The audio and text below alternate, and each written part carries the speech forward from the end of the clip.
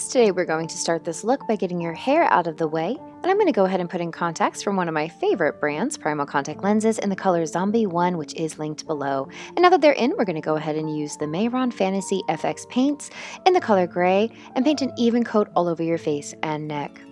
Now this is a super inexpensive brand with great coverage and really easy to work with, and for this look we'll be working with gray, black, and white shades, all linked below.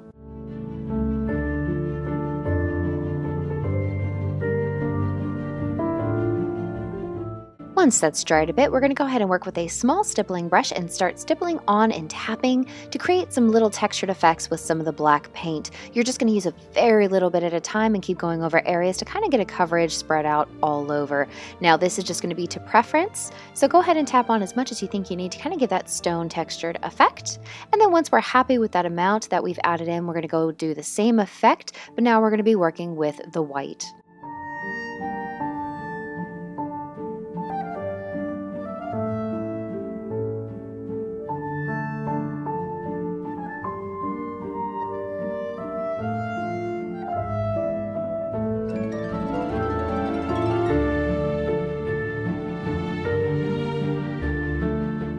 We're going to go ahead and start working with a couple different brushes, and we're going to use the black body paint to start filling in around the eyes and start creating a little bit more of an ominous shape.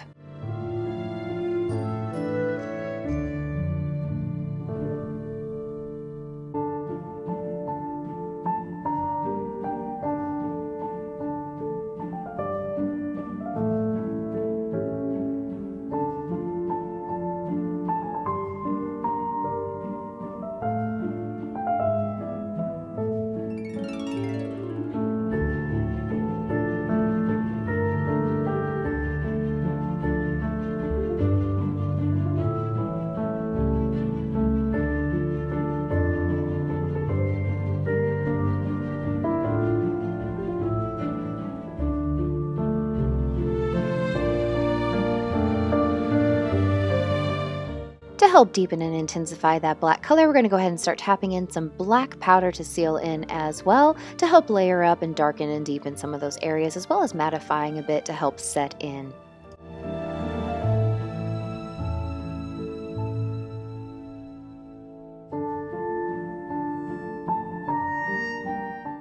Go ahead and work in little circles to soften that bottom and outer edge to go ahead and give a softer look, keeping the crisper edge towards the center of those top brows.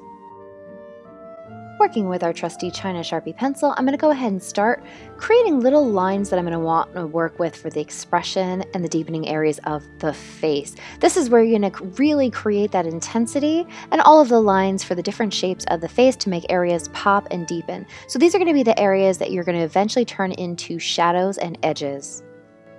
I'm going for somewhat of a snarling kind of look. You can kind of work with this for what you are going for. For this look in particular, I was kind of thinking gargoyle / werewolf / demon, something very scowly and set in expression.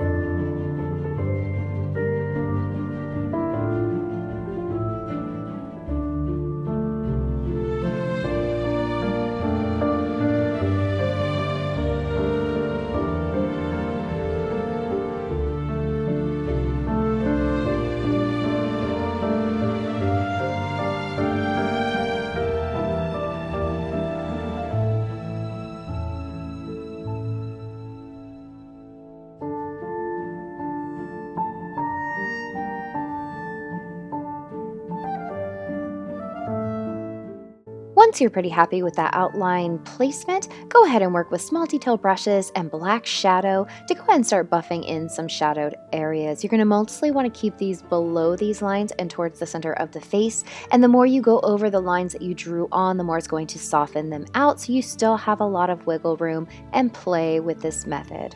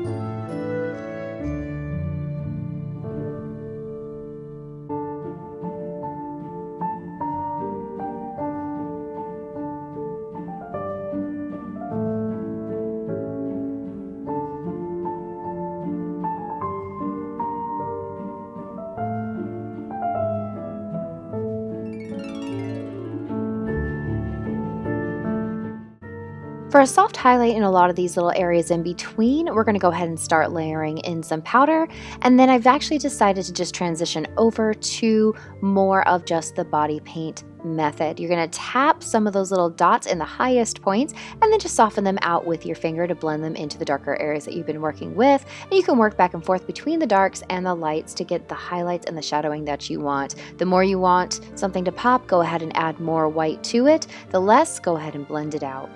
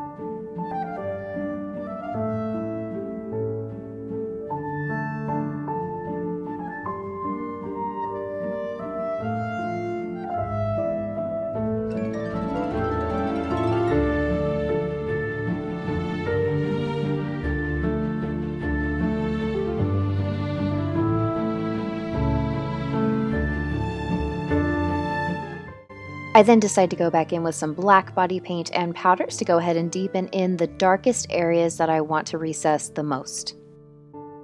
The higher the contrast between this and the light areas that you've already created will create even more depth and make those light areas pop. This is very effective in manipulating the different angles of the face when you really want to have something look detailed and exaggerated. For sharper detail areas, I like to go in with a very tiny detail brush and do more concentrated lines in the black. I almost kind of make them look a little bit sketched and blending down into the areas that I've already created when I want to add a little bit finer details without having to really pay too much attention to what I'm doing. This is a super easy way to create very fine details very quickly and give it a little bit more of an organic flow.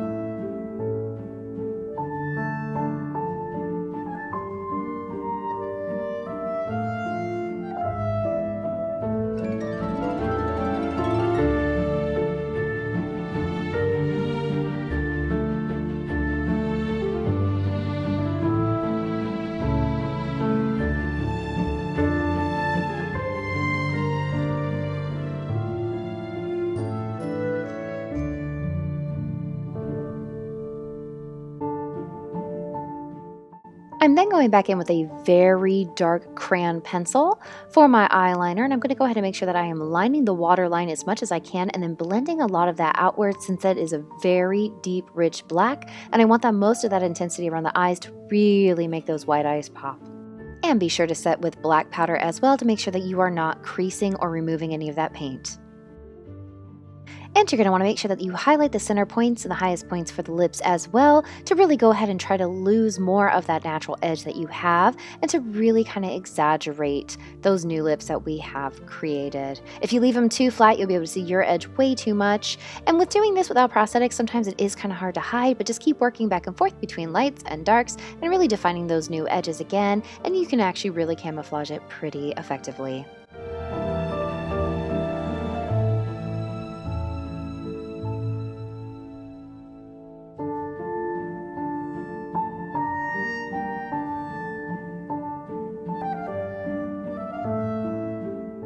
I actually made a gargoyle look quite a ways back, and I actually had made these brown horns before, so I decided to color them in the same gray body paint to go to make them match, and I will make a tutorial for how to make your own horns really inexpensively and kind of easily. And so I just decided to wrap the front portions of the hair around the front base of the horns and pin them down, and then I'm pulling out some of the hair to be able to comb backwards over where I actually had a headband that I needed to hide. And once that's all in place, this is the final look.